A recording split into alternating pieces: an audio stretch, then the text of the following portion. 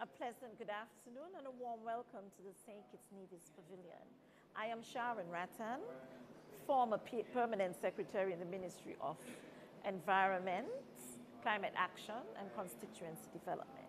I am here in support of the country and the Ministry to assist them with the events at the pavilion. This afternoon, I have the pleasure of introducing the panel. And we are happy to have with us President of the Caribbean Development Bank, Mr. Leon, Jean Leon, I think he gave me a shortened form of his name, and Mr. Colin Young, Executive Director at 5Cs. I did not forget our ministers, of course. We have apologies so far for our Prime Minister, Honorable Terence Drew, and our Foreign Minister, the Right Honorable Dr. Denzel Douglas. We hope that they will join us. They're out on a bilateral meeting. So, taking the lead will be the Minister of Energy, et al., the Honorable Conway Maynard, and the Honorable Dr. Joya Clark, Minister of Environment and Climate Action, et al. Many ministries, but I am only calling those that are relevant for this event. This morning, in our first event, pardon? 5Cs, yes, I said 5Cs. This morning, in our first event, energy was touted as our #1 priority, energy security. And we are going to begin this session with some context. And we will begin with a word from our Honorable Premier of Nevis. I think some of us in this room are aware of the history of geothermal energy. So let us have a listen to what Premier Mark Brantley has to say about geothermal energy in St. Kitts Nevis. And then I would hand over to the Minister of Energy, et al. He will bring more context to this current situation.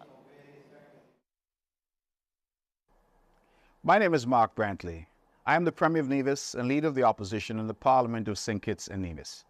I am delighted to make this short statement in solidarity with my country's Prime Minister, the Honourable Dr. Terence Drew, and his delegation now attending the Congress of the Parties 28 in Dubai.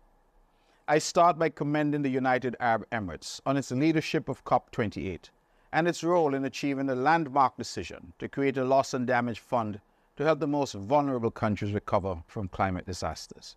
I commend leaders across the world, but especially Caribbean leaders, for their tireless advocacy in this regard. Climate change is no longer a matter for academic lectures and cozy fireside chats. It has become the lived reality of billions of people across the world. In St. Kitts and Nevis and across the Caribbean archipelago, we find ourselves at ground zero, fighting a war we did not start and a war to which we did not contribute. We now have more drought, warmer oceans, more sargassum seaweed affecting our coasts, and more violent hurricanes. Climate change represents an existential threat to our Caribbean civilization.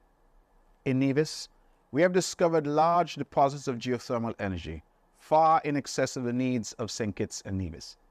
The potential to harness this renewable energy resource for the benefit of St. Kitts and Nevis, but also for export to neighboring islands, and for the development of new industries and a new economy based on renewable energy is truly revolutionary. The realization of geothermal energy promises to make St. Kitts and Nevis the first nation in the world to wean itself entirely off fossil fuels for the generation of electricity. We shall in the near future be able to declare to the world that we are truly the greenest place on planet Earth. We are reimagining our small island state, fueled by renewable energy, to become a global example of a sustainable island state. Geothermal energy allows us cheaper, cleaner energy, which leads to energy security for our country. Cheap, clean energy allows us to achieve greater desalination efforts to bring more potable water to our people. More water to our people means our farmers can grow more food. Cheap, clean energy means more industries, new jobs, and a new economy. Geothermal energy, therefore, represents for St. Kitts and Nevis and our sub-region energy security, water security, food security, and economic security. But none of this promise can be realized without investment and the provision of capital to small island states like us to develop these renewable energy resources. We are, in St. Kitts and Nevis, on the cusp of a revolution to transform lives in our region and to help save our shared planet Earth. We ask you here gathered to help us achieve that revolution by seeing the pursuit of renewable energy as a global public good and providing the critical financing to harness it. I wish your deliberations at COP28 every success, as failure to find solutions is simply no longer an option. Thank you, and God bless you.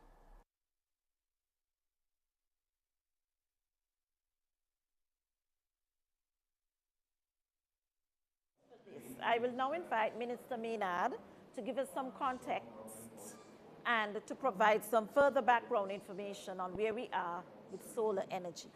Minister Maynard, I suggest to you. Thank you very much, Madam Sharon. Pleasant good afternoon to all here. I want to recognize, of course, my colleague, my cabinet colleague, ministerial colleague, Dr. Joy Clark, Minister responsible for sustainable development, for the environment, and for climate action, among other things. The president of the CDB, I'm not sure if my language tongue allows me to call the name properly, but is it Jean Leon, yes. And Colin from 5Cs and others who have joined us here in the audience. Again, we bring apologies for our Prime Minister, Dr. Terence Drew, Foreign Minister, Right Honorable Dr. Denzel Douglas, who are caught up in a meeting that I think has gone a little longer. They should be on their way back here shortly. But as will always be the case, we have a very, when you have a good team, you say the bench is deep. So our cabinet is filled with depth to be able to cover any circumstances that arise. So what are we facing here in St. Kitts and Nevis? We are on the cusp, I think, as the Premier of Nevis said, of a revolution. We have now come to the realization, as I've sung in one of my songs, that we are unstoppable together. And St. Kitts and Nevis joined in the parliament, both opposition and government, a few weeks ago to state emphatically to the world and to the Federation that the geothermal source in Nevis is a federal and national asset that we must harness and harness together. That has given rise to the collaborative efforts that are now being undertaken to ensure we see the fruition of the geothermal resource. So what has happened? I think all of us know by now that the geothermal resource far overcompensates for how much power we actually need. And so there are tremendous possibilities from green molecules, ammonia, sharing power, etc. But the reality is now we need the investment. I want to take this opportunity to thank the CDB for joining us on this venture and giving the approval for us to have a contingently recoverable grant of $16 million, which is a very unique utility and financial tool that gives St. Kitts and Nevis some breeding ground, but also gives our potential investors breeding ground. I was just in a meeting with a potential donor who has given the commitment to finance the $20 million. And one of the points that I made was that this contingently recoverable grant has allowed, I told the fund that what this fund does, what the grant does, is that it takes away all of your exposure, all of your risk. Because if we start to drill and for some reason we have gotten it wrong, that fund is no longer exposed. And so I will announce the name at the appropriate time, but I can say that today the country got the commitment and we will follow this up in writing for the closing of the gap of $20 million to fund the geothermal drilling in Nevis. We will follow that up, and they have committed to get the ball rolling immediately. The fund is excited to be a part of this venture. This will be their first foray into geothermal, and they want it to be an example to show the world that they are partnering on these particular green initiatives. So that is the general context, that we're now working together because we realize that this is a national asset. It is a regional asset. It is a Caribbean asset that can provide the type of energy security that we need, given what is happening around us in the world. And geothermal presents a unique opportunity for St. Kitts and Nevis to identify its gold, its bauxite, its oil, whatever resource you want to call it. Energy represents that for us. And so I want to thank all of my colleagues at the cabinet level, my colleagues in the federal parliament, for realizing that this is the time. There is no more time to talk about where the resource is or who is going to manage the resource or what is going to happen. This is something that is critical for us and our survival. I guess throughout the panel we'll have some more discussion on this, but in the context of working together and attempting to get financing, we have made a major step with a major commitment. A soft commitment was given before. It was concretized again or reaffirmed today, and we have been given the pathway of finalizing it very, very shortly. Thank you. Thank you, Minister Mayor. And I have to tell you, those of us who really struggle to get where we are with geothermal energy, that was a very mature leadership act for us to have the Premier of Nevis come together with us. And I think also we have to state that in Parliament we passed an act to ensure that, so that nobody comes and say, okay, we changed our minds. So we are hoping that that act would bind, that resolution, sorry, would bond us together to our word for geothermal, what we say, one grid. We are advocating one grid. So at this time, I'm going to turn my attention to two other colleagues who are here with us, who have walked with us and held our hands through this process. And I would like to introduce Dr. Gardner and Mr. Joseph Williams, CDB and CCRE. From the time these two young, energetic ministers came on board, they have been engaging and they have provided good guidance and advice for us, for our direction. So at this time, I'm going to invite Mr. Joseph Williams to set the scene, to see you can get a better idea and appreciation for what we are about to face and how it would connect with the discussion, the upcoming discussions. Mr. Williams?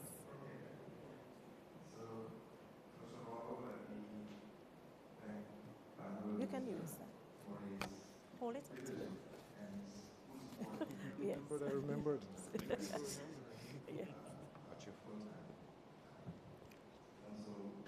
Honourable Ministers, President. We have to keep it high because of the competition we have. Ladies and gentlemen, good afternoon. Hope you can hear me. Yes. I tend to speak very loudly, so I could disturb everybody. You can, I'm trying yeah. to You have to hold it up. balance it a bit. Okay, so I really want to just commend the government of St. Kitts and Nevis for this, all the progress. I think certainly for those of us at the bank who have been working with this particular resource, it is a significant development in terms of St. Kitts and Nevis. I can say that much. And I just quickly mentioned that in 2015, when CDB started emphasizing the sustainable energy focus, we developed an initiative called GeoSmart. And the idea there was to mobilize resources that would be appropriate for supporting the development of geothermal at the various stages of the project cycle. As you know, geothermal is a very high risk upfront stage, right? Upfront stage. And so the grants and contingent grant, as well as the model that we have promoted, I think has served the region well, and we're happy to continue to do that. But more broadly, this fits into the broader strategy of the bank. Obviously, our focus is about helping the countries to achieve their sustainable development goals, right? Poverty reduction as a major focus because of our context and our mandate, but it's really about all the sustainable development goals. Now, as you understand, energy is a critical part of that mix, right? Without energy, really nothing happens. And without sustainable energy, we can't talk sustainable development. So for us, this is really, really critical. The geothermal is a particularly important resource because of its, in terms of the renewable energy options available in the region. You know, wind is variable, solar is variable, bioenergy has its challenges, hydro has challenges. We still have some ways to go with marine renewable energy, wave technologies, and so on. But geothermal can almost displace your diesel immediately, what we call a drop-in technology. So it has the capacity factor, it has the profile that can displace your diesel fuel, which is a very, very important thing in the mix. But what I want to hasten to say is that since 2015, and the process really started before that. I mean, it's about a decade before that the work has started around geothermal in the region. Number of issues, stop and start, we don't have all the time to go through it. But since 2015, coming into 2018, the value of geothermal globally has significantly increased. And that's because of what is happening, the contribution, potential contribution to decarbonization globally. So if you talk about green hydrogen, for example, because of the high capacity factor, how much time of the day it's available, it can produce the energy at a much lower unit cost than, say, the solar or wind, which has a lower capacity factor, the amount of time that's available when you take a 24-hour period. So it has increased significantly. And so the opportunities for the countries in the Eastern Caribbean now, we think is that much greater. And the minister spoke about some of the options, and I'm sure the panel will talk about that. But I just wanted to emphasize that there's a uniqueness about geothermal in terms of the potential value and the transformative potential in the region that we must not lose sight of. It cannot be compared with solar and our wind. It's a different option we have here. So we at the bank, and I just want to close on this point, is that the current energy sector policy and strategy of the bank recognizes that one of the big challenges for the region now is the fact that the pace is much too slow. And so we have come up with an assert framework. And so the support for geothermal is an important part of that, because to the extent that we can scale up quickly, we could almost see the whole sub-region, Eastern Caribbean, leapfrog the pace of their renewable energy penetration. And we're not talking about decades. What we're saying is the plans that can be developed in the next 2, 3, 4 years can significantly change the situation there. So I want to leave that as a context. My job is not to tell the whole story, but just to tell you that we are here. We have sought to bring some instruments which I think are very important to the process, and we are committed to working with the countries in helping to mobilize the resources that are necessary, appropriate resources that are necessary to move the process forward. So thank you very much, and I hope to listen to hear the perspective of the panelists. Thanks.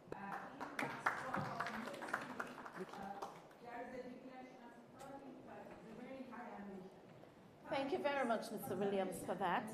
And as Mr. Williams emphasized, the point of the price of geothermal energy versus the other sources, one of the names that Minister Maynard coined was that the success of geothermal energy will be our green gold.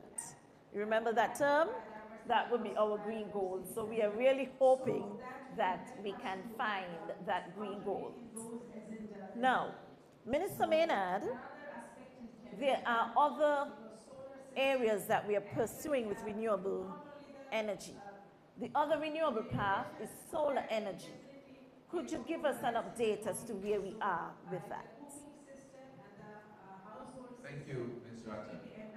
Yes, so from the onset, it was clear to us in St. Kitts and Nevis that we needed to approach the renewable energy transition in the form of an energy mix instead of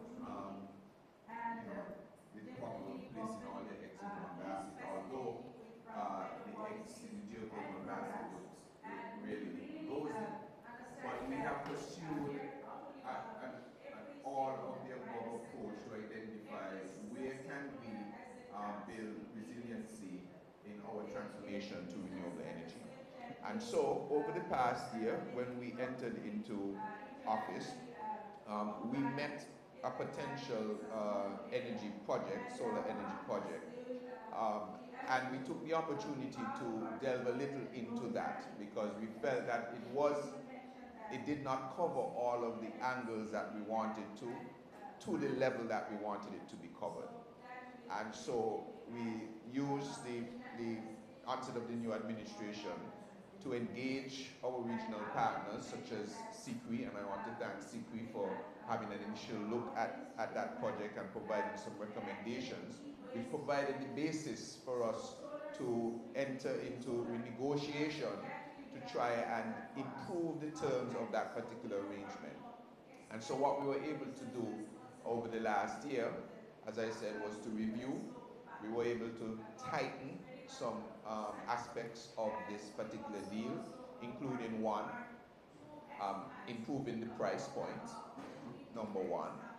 Not as much as we would like, but we got an improvement of the price point. Two, we were able to break it down such that there can be local investment into the project. So now we can buy down that project and buy down the PPA price without necessarily transferring the risk away from the developers. So they still have to maintain it, but before the project provides its first set of power after construction, there is an opportunity for local investment to buy down the project through investment, through scaling. That will then mean that our people can enjoy the return on investments of that instead of the traditional developer. And thirdly, we set some very harsh timelines on the development of the project. So once the deal is signed, there are deadlines that will cause the developer to go into default if they do not make those deadlines. And so we thought we did a very good thing by looking at some of these things, including other areas of the social impact, other areas of the PPA that would make sure that we feel sufficiently comfortable with what we have done. And so that led to the signing of a renegotiated PPA with Solid Power Limited to provide, I think, 35 megawatts DC solar panel, solar PV power with 45 megawatt hours of battery storage, which makes it the largest battery solar project in the Caribbean, as I understand it, when they are combined together.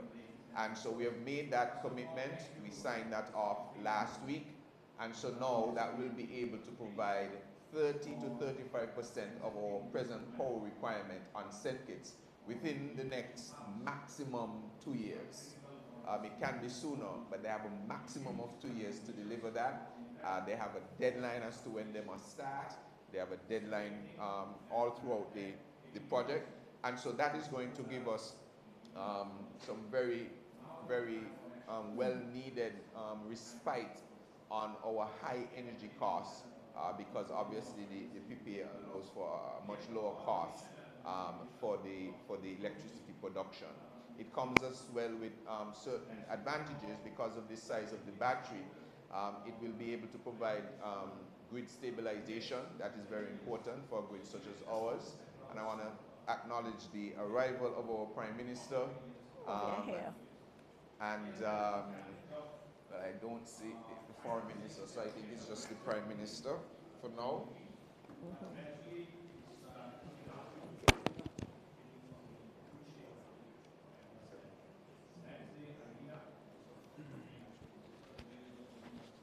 And so we are now, and I also pass to the arrival of the Foreign Minister, former Prime Minister, Right Honorable Dr. Denzel Douglas. He'll join Joyan.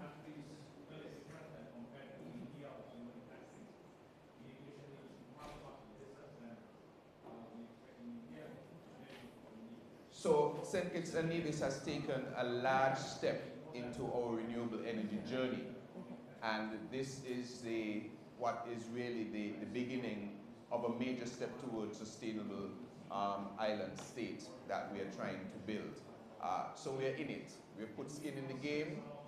We're putting our money where our mouth is. We're putting our action where our mouth is as well. And we continue to look for partners in this journey. Okay. Thank you very much, Minister Maynard. And the arrival of our Prime Minister and Foreign Minister coincides with what my next question would be, but it would be directed to Mr. Leon, of President of the Bank. Because finance this morning in our session, and with all of our reimagining and trying to flesh out what would be a model sustainable island state, finance is the recurring denominator. And it has to give our plans legs. So to you, Mr. Leon, what role do institutions like yours play in assisting our small island states and other, in particular in the Caribbean? What roles do you play? You can just pass it along.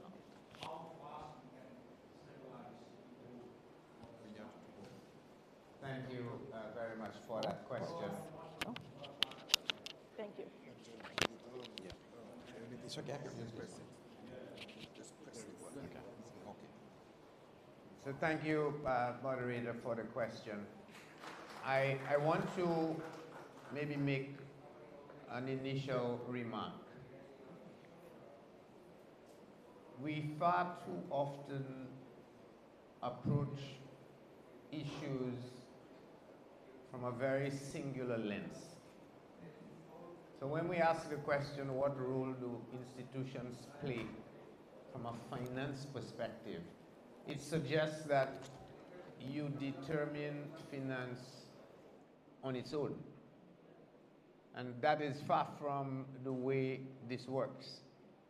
Because what you really want is to say, what exactly are you looking to achieve in the first place? What you're looking to achieve is, and I think what PM would more than likely have articulated in the development of the Sustainable State program, is ultimately you want prosperity for the people of St. Kitts and Nevis by a certain date. By a certain date. Now, once you agree on that particular point, we now need to say, what do we need to do to be able to get to that prosperity? And what we need to do to get to that prosperity requires three elements. And hence why I'm taking that little route. One is you need fit-for-purpose investment activities that are integrated to the point where they can deliver on the promise of prosperity, however it is defined. When you know those fit-for-purpose investments, that then determines the financing need, because the finance is not an end in itself. The finance is a tool, a means to achieving those investments. Then third is, even after you have the financing and you have the fit-for-purpose investments, you need the capacity to be able to execute, to implement, which now brings in the entirety of not just the skills, the resources, the governance, the wherewithal, the environment to do. But even those themselves require finance to put them together. And so financing itself is not how much does a project require. It is how much is needed to generate the integrated approach to meeting the objectives at hand. So when we take it from that perspective, the role of a CDB as a development institution is to be able to provide, and I like to call it development finance. Development finance meaning all types of finance that will allow you to meet your development goals. And that now includes not only the way you mobilize that finance, but that has to be adequate now in the sense of sufficient to meet the outcome in question, and it has to be affordable. Affordable because if it is too expensive, then you cannot afford it in the first place, which means you cannot deliver. And so that role of providing that financing to meet the development goals makes finance a purposeful tool that has to be executed. And that swings in, I think, to where we are on the geothermal project. Because what we are saying, in essence, is these activities that will be required to generate the prosperity that we desire is founded on one key input. And the input is energy. Without energy, you cannot do anything in this world. I defy anybody to tell me between waking up and going to bed, is there one thing you do that doesn't require energy? There are none. Almost none. Even your walking requires energy. Energy, of course, from your body, but you need energy.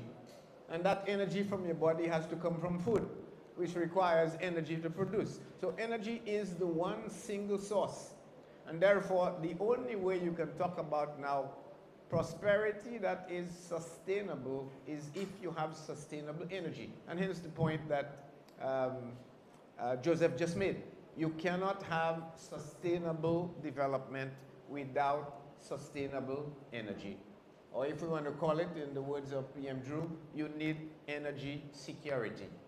So fast forward that, what you now have is a source of energy that now can be used to fuel all of those activities, fit for purpose activities that you need, that will allow you to get to prosperity.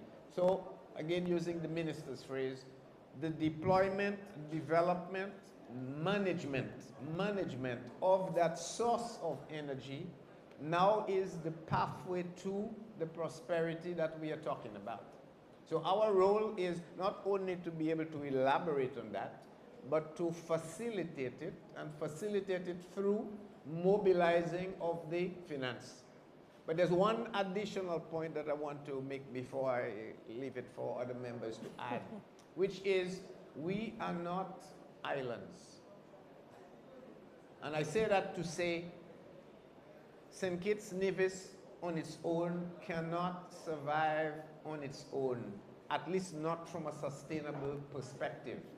So while we have a domestic usage potential of, let's say, 30 to 40 megawatts, and while you have a potential of maybe north of 200 megawatts that you can produce, the real decision I think we need to be looking at, exploring, thinking about, is how do you manage that resource that you have to promote that prosperity for the people.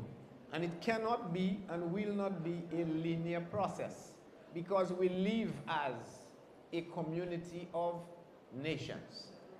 And to be able to generate economic diversification, you will need to be able to sell the very products that you would be developing, deploying, whether it's your ammonia or your fertilizers or whatever it is you can do with your excess. You have to be able to sell it to somebody else. That somebody else has to be able to purchase it to provide you with income that will then benefit the people. And so therefore, as we start thinking about how we deploy and the pace at which we deploy and manage the resource, I would strongly suggest we approach this from a regional perspective. Because it is like the proverbial, the water rises, every ship on the ocean rises. And it is because of that interconnectedness of the water particles, all ships rise at the same level. So St. Kitts can benefit from raising the water level of others around us. And I'd want us to consider one of the elements that we are promoting at the bank now, which is an energy grid that would link at least all islands in the Eastern Caribbean and potentially beyond, that can provide us with not only resilience, because you can ensure it to be climate consistent at the same time, but provides enough redundancy that everyone can be assured of that stable supply of energy, that they don't have to think, where will they get reliable, affordable energy to develop their own economic diversification? Would allow us to talk, if everyone can produce and can produce, how can we benefit from efficiency of scale? And by extension, how can we promote trade among ourselves, because we can all be producing different things to different effects, such that the commerce, the trade, the activity will be self-reinforcing and contributing to raising the waters, and the prosperity of St. Kitts becomes the prosperity of the entire region. And it would reinforce itself in a way to make it a regional project initiated, grown in St. Kitts, but not for St. Kitts, but St. Kitts plus. And so that would be, when we ask of what role, what finance, this would be, I think, where a CDB can paint a vision, a picture of the region that talks about our initial mandate: harmonious growth and development of the countries, their integration and trade among themselves, taking into account the least developed among us. And that is how you raise the entirety of prosperity of all. Thank you for articulating that, what would I say, that architecture for us to be put in place. I think it suggests that, yes, I think it suggests too that it's not just about finance, but technical assistance to guide us, particularly in the person of Joseph, who has been doing so, and having access to many other forms of technical assistance. And also, I am sensing that multiplication of efforts for St. Kitts and Nevis on this project. So thank you for that. We have listened keenly and keep these things in mind for pursuing our efforts with the Caribbean Development Bank. But one question, because climate finance, the term climate finance, has been around with all of the COPs and all of the interest in ensuring that we respond positively to climate change. What is the difference, or is there any particular difference between traditional financing and climate financing? Thank you for bringing this up. Financing is financing, full stop. We can choose how we deploy it. The difference in my mind is, and between traditional, if you want, and non-traditional, is the financing that we have, and that's quantum and instrument, fit for purpose? That is the question we need to address. If it is fit for purpose, then it serves its need. Therefore, there's nothing you need to think about. And when people start talking about traditional finance and climate finance, what they are really saying is traditional finance is not fit for purpose for climate finance. Okay? But it is the same finance. And so the question really is it adequate, and are the instruments appropriate? And I believe at this point, what we need to be focusing on, if we want to make a comparison, is, are the instruments and the quantum of finance, money, adequate to meet the needs of climate? Now, the needs of climate, if I take it now separate from general investment, the needs of climate for us is predicated on one issue, and that is we have vulnerabilities to climate, and we have resilience factors arising when a climate event occurs that traditional finance does not handle. Therefore, it is not fit for purpose. So what you therefore need is we need to augment the traditional instruments that we have to make it capable of meeting the vulnerability and resilience elements that define us, that arise out of climate change. And I will mention two. The first is your traditional finance, debt, equity, mezzanine in between, come at a price, and that price is return. Now, no matter what anybody tells you, that's the only constant in finance. It is risk and return. That is always the bottom line. Because of the vulnerability, because of the resilience, your risk is so much higher than regular investment that anytime you need to mobilize, the price is up. So therefore, the way you begin to say, how do I address that risk to make it climate finance, is what do we need to do to reduce the risk? One element is now you put in place certain climate resilient infrastructure. So you reduce your risk over time. You do disaster risk preparedness. You reduce the impact. Or you then put in place what I believe is going to be the holy grail going forward, an entire new class of contingent instruments. Contingent instruments that say you design, you contract, so you avoid defaults. You design and contract instruments such that, subject to triggers defined in the contract, when an instrument, an event occurs, your ability to pay as per the contract can be paused. It is popularized now as contingent debt pauses. And they are very particularly helpful for climate, because climate is really where the events, those storm-related, earthquake-related things happen that destroy capacity. And what we are doing at the bank now is we are pioneering a set of instruments that would allow us to, in essence, provide cover on a substantial part of our balance sheet, both existing and new loans, that would allow countries breathing room, breathing space to finance their investments in development, but that would make them proof against the very climate events that you're talking about.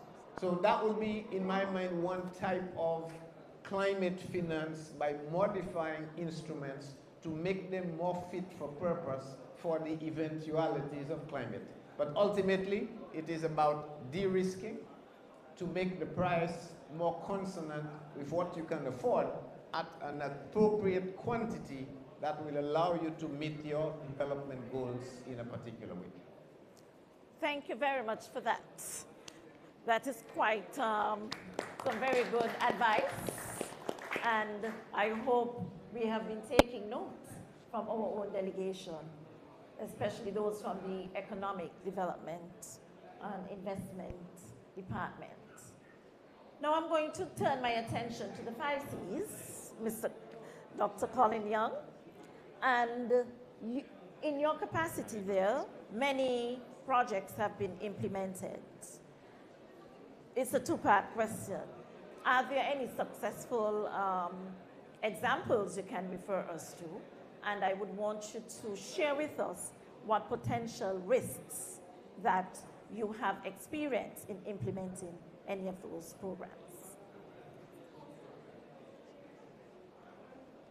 Is it me?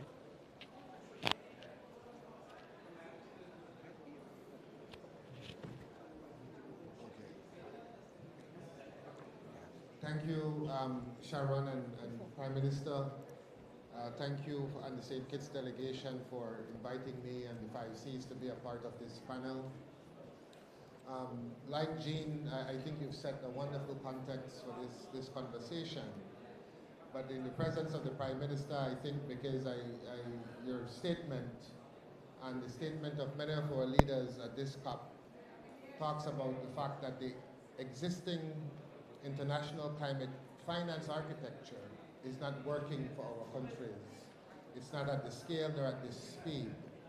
And while Jean is absolutely right in his framing of that finance is finance, unfortunately under this COP, under this convention, the UNFCCC, the developed countries were successful in actually segregating development finance from climate finance. And it continues to haunt us. Because for us in the Caribbean and small island developing states, development finance and climate finance are literally one and the same. So it's very difficult for us to segregate the two. But you cannot get a funding, a grant from the GCF for development finance. You will get it for climate finance. And that means now, what you have to be able to do is to demonstrate that the problem that you're trying to fix, the problem that you're trying to finance is in fact caused by climate change, right? And so, and then there's another term that they talk is called additionality. So if you're building the road, a road is a development issue. And so they won't finance the road.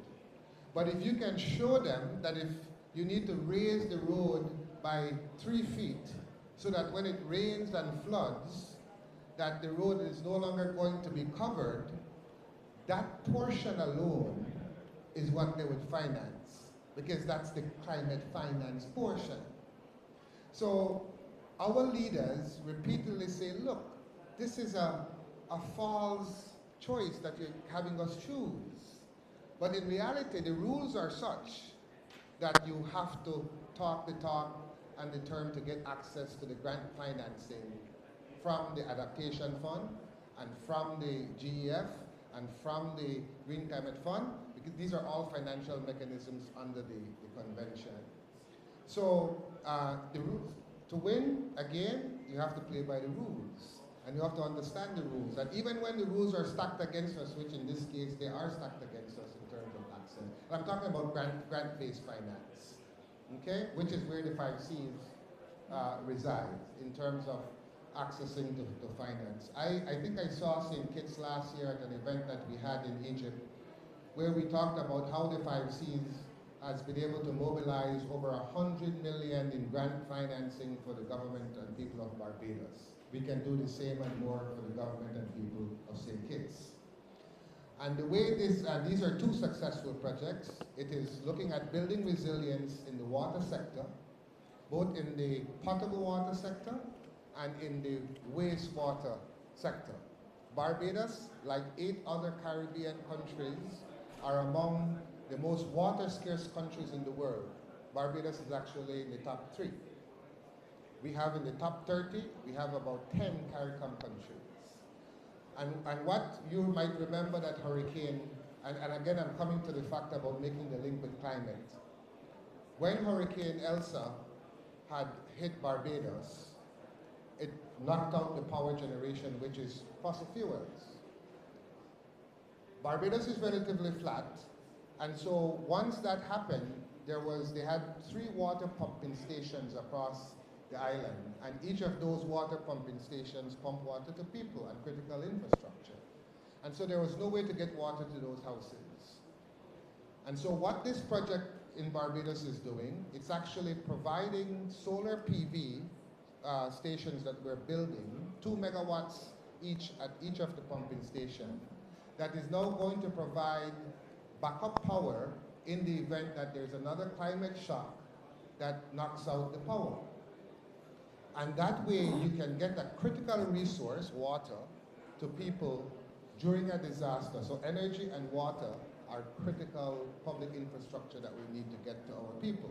Now, when we went to the GCF and we said, you know what, we want to build 3 water pumping stations, renewable energy stations to pump these stations, they said, well, that's a mitigation project. You should be able to go to a CDB and to others to finance that because there's a rate of return that you can establish to build that. And we said, but wait, this is not a mitigation project for Barbados. This is, in fact, a key part of Barbados's resilience to shocks. Because the fact that you're going to avoid a couple tons of CO2 over the 20 years of which the solar PV is going to last is not here nor there for the 1.5. Because as a region, we are already only producing less than 1% of global climate change emissions. But what the power does to the island and people of Barbados is when there is the shock and there is no generation from the generators, you have the solar to now provide the power to the water pumping stations to get that power to people. In addition to that, we are building a 50,000 gallon water tank at the Queen Elizabeth Hospital that allows that hospital to run for about a week and provide services to its patients during the disaster. Again, it's a resilience to a shock. It's adaptation, not mitigation. And then we're also paying 1,500 families who will have a water tank installed in their house to be able to collect rainwater to decrease the harvesting of water from the aquifer. That's the first project. Again, we were able to be successful about it because we talked about it as a climate finance adaptation, building resilience to climate change project. Now we went back to the GCF with Barbados again for a $50 million project called the GR Cruise, and that was also approved. Similar story. Barbados has the Bridgetown sewage treatment plant, because if you think about it, every time you flush the toilet and the water from your dishes and your washing machine, that water goes and it goes back, eventually it finds its way in the ocean. But you're talking about a water scarce state. So a huge amount of the wastewater is just going back into the ocean. What if we, because when you look at the projection, Barbados is going to become drier and drier because of climate change. So that's the climate rationale. The rainfall is going to become more variable and it's going to become less and less over time, which means that the aquifer is going to be required more and more to provide the water. So what we are doing in this project, you talk about 2 successful projects, is we are now upgrading the Bridgetown sewage treatment plant from secondary standard to tertiary standard. Tertiary standard exceeds the World Health Organization's quality for water. All right, so now that you have this very treated, clean water, you're now going to pipe the water from Bridgetown sewage treatment plant all the way up into the agricultural portions of Barbados, where that water now can be reused to irrigate the fields. So there's a link to food security. And in the rainy season, when there is one, and there's surplus water, we're going to be drilling some infiltration wells to then replenish the aquifers, so that the farmers can then later on, when they need it, to pull water back from the aquifer. So again, in addition to that, we're installing a lot of, and so by the way, 67% of the energy that is going to power the Barbados sewage treatment plant will come from renewable energy. When the government and people of Barbados can tap into this geothermal power, now you have access to a reliable, affordable source. The potential that you have in terms of using that to enable your national development is going to be absolutely immense. And as Jean said, it can be an asset that can be monetized for regional development. So those are 2 successful projects. The center has had quite a bit of relative good experience. We've mobilized and invested over $260 million US, all grants, across CARICOM member states. And we currently have a pipeline of $500 million, including a couple projects for St. Kitts, a $25 million US grant that is going to be going to the Green Climate Fund, and Minister Clark and others we can't, they wanted it done from yesterday. In terms of the urgency. Now the risk, and I think Jean touched on it greatly just now and aptly. There are three things that from a climate finance point of view that we have to be concerned about. One is the access to get it, right? And you can get it from equity, you can get it from non-commercial concessionary resources grants. The 5 C's is in the grant space. So I'm not going to talk about the loans and so on, but Sharon, you would remember, there is an issue because the developed country parties want to count non-commercial market-based loans as climate finance. And developing countries like us and AOCs have fought against that because that is not new and additional, and you're not doing us any favors. That is a strictly commercial environment. The first one is the access. It's hard to get. But once you get it, the other issue that you have is the absorption. How do you spend it, right? Because we fight for the access and then we get it, and if we don't have the ecosystem in place, if we don't have the procurement systems in place, then what happens is that we don't spend the money.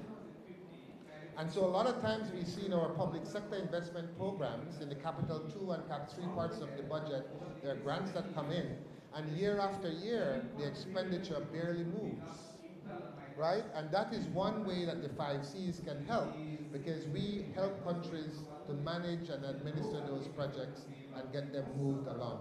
And the third is on the deliverable side. Is the project delivering on the outcomes for which it was designed?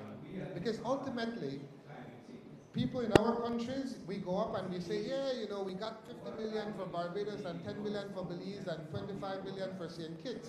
What they want to know is, how is that impacting my life? When the next shock comes, how am I better off than I was at the last shock? And if we can't answer that question, then we are not delivering on the outcomes of those projects. So you talk about the risk. The risk is, it's not predictable that we will get it, but once we get it, we then must ensure that there's the systems in place for us to spend it, and that what we are spending it on is going to help to deliver on the outcomes of which the project has been designed. Thank you.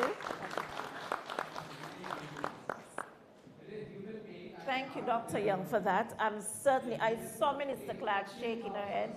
She's taking copious notes about what you said.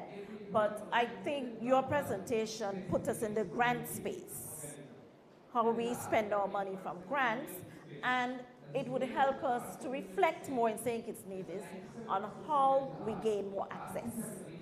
I think that is a gap we are trying to close so that we can capitalize more on the accessing climate financing funds. And what stood out to me, though, too, is the language you use in applying for those funds. The language you have to use and how you have to navigate the criteria in order to access them. Yes, quickly. Just one quick point I wanted to make, and I may have to leave for another. Yes. The points that Colin has made, I think, underlines. Yes, that's for me. Thank you. The points that Colin have made underlies, I think, one key point that we need to always keep in mind. Development is about developing a system. It is never about developing a sector or a part. It's about developing a system. And the moment you recognize it's developing a system, it means you have to develop all parts of the system, if not all together, but in a way that they all move over time. And so whether it is the people in terms of skills, or the people in terms of well-being, or the financing, all of that requires what I like to call joint responsibility. It is the people, it is the government, it's the externals, it's your private enterprise. Every entity in there need to be working and working harmoniously, integratedly, so that you can, in principle, achieve the outcomes that Colin talked about.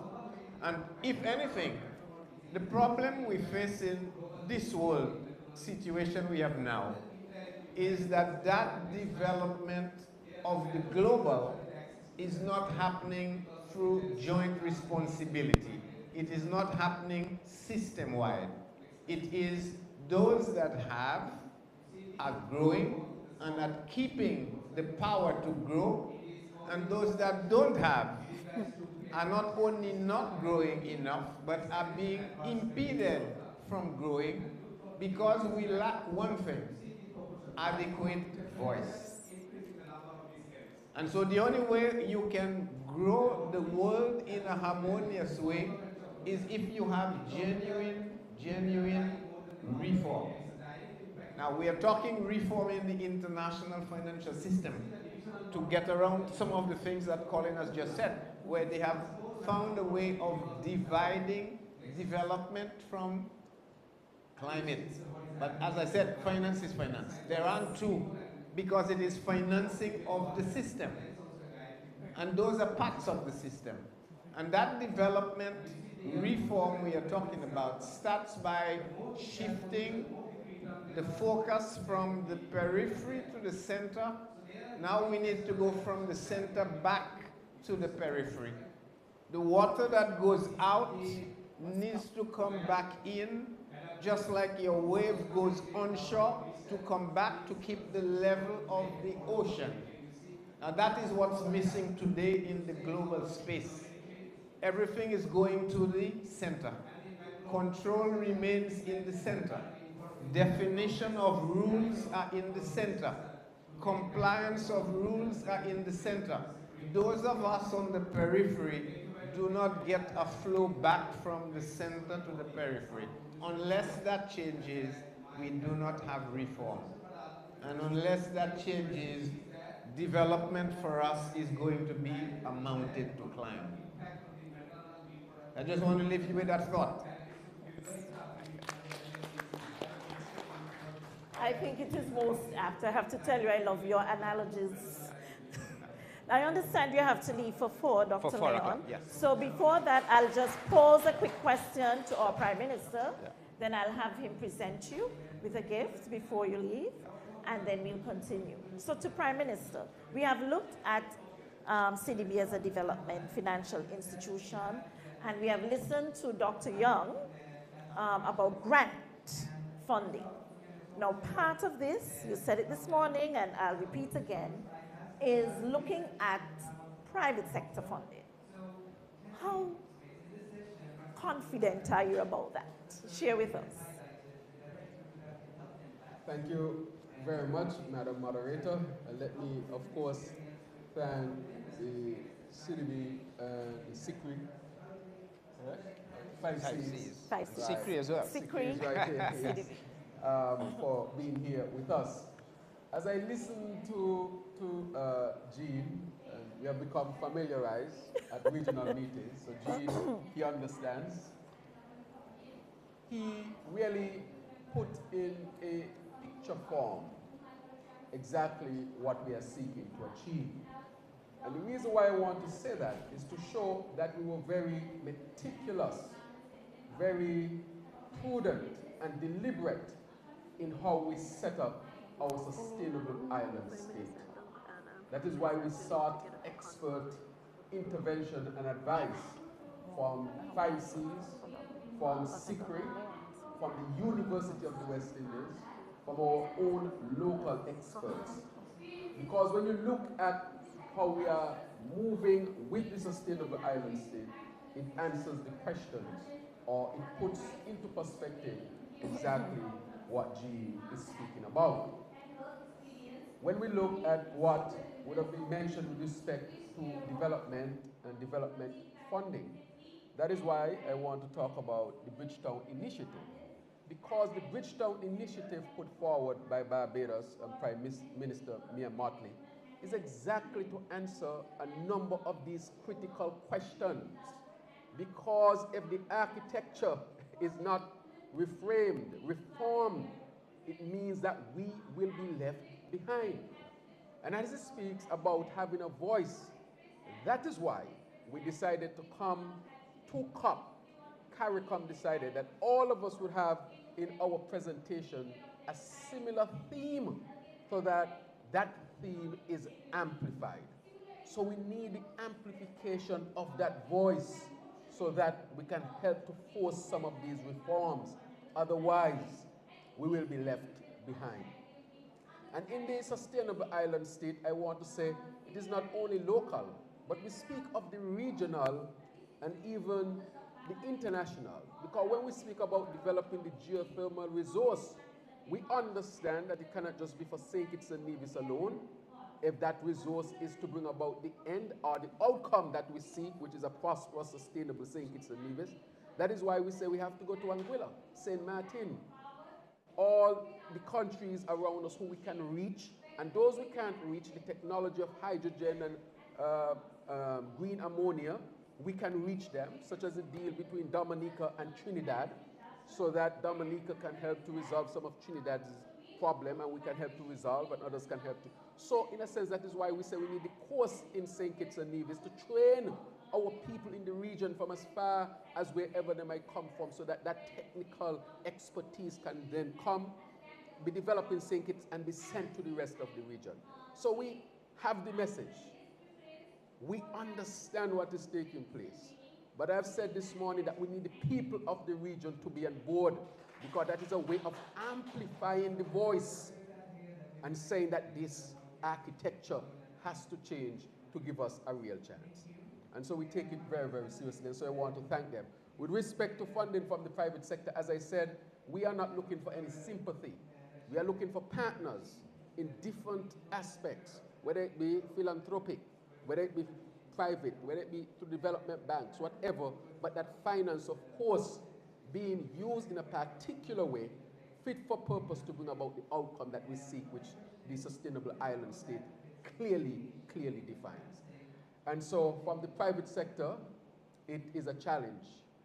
However, we have found a number of partners who we just signed a significant 50 megawatt solar battery storage project, which is, I think, the largest possibly in the Caribbean now.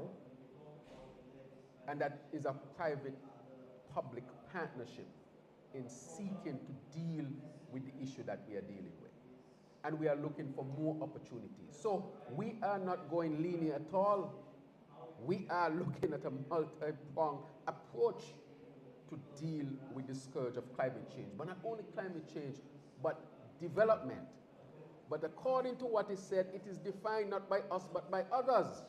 And so we have developed the sustainable island state in a language that they would understand, but deals with development, adaptation, resilience, all in one. That is why we were so prudent and deliberate in developing the sustainable island state model, and we hope it will serve as a model for other countries who are in similar situations to ours. So I want to thank you all very, very much. Because of our time constraint, yes, I'm going to allow you to, yes, gentlemen, to stand and present gifts to them. Yes. All right, so, yes, let's get it. Where? Right in front?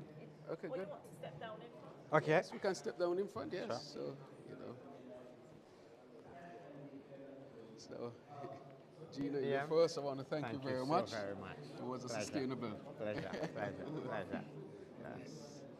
Thank you. Yeah. It's Very good. Thank you so much. You're welcome. And then this one. Man, thank you so much. I appreciate it. Yes.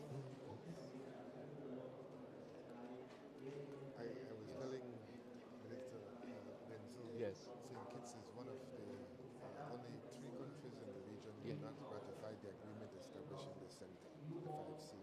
Oh, you serious? Yeah, We're going to do so- that as soon as possible. All right. Okay, as soon as possible. Good? Yes. Good.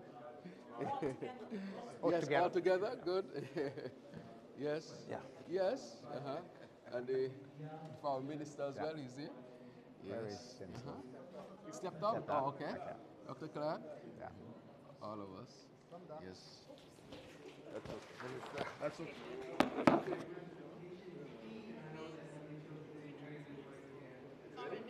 Foreign minister is coming.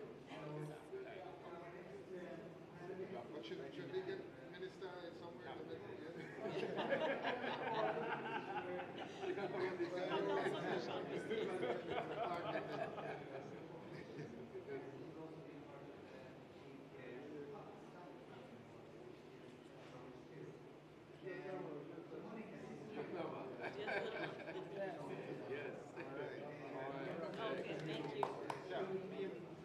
Thank you so much. I hope it helps.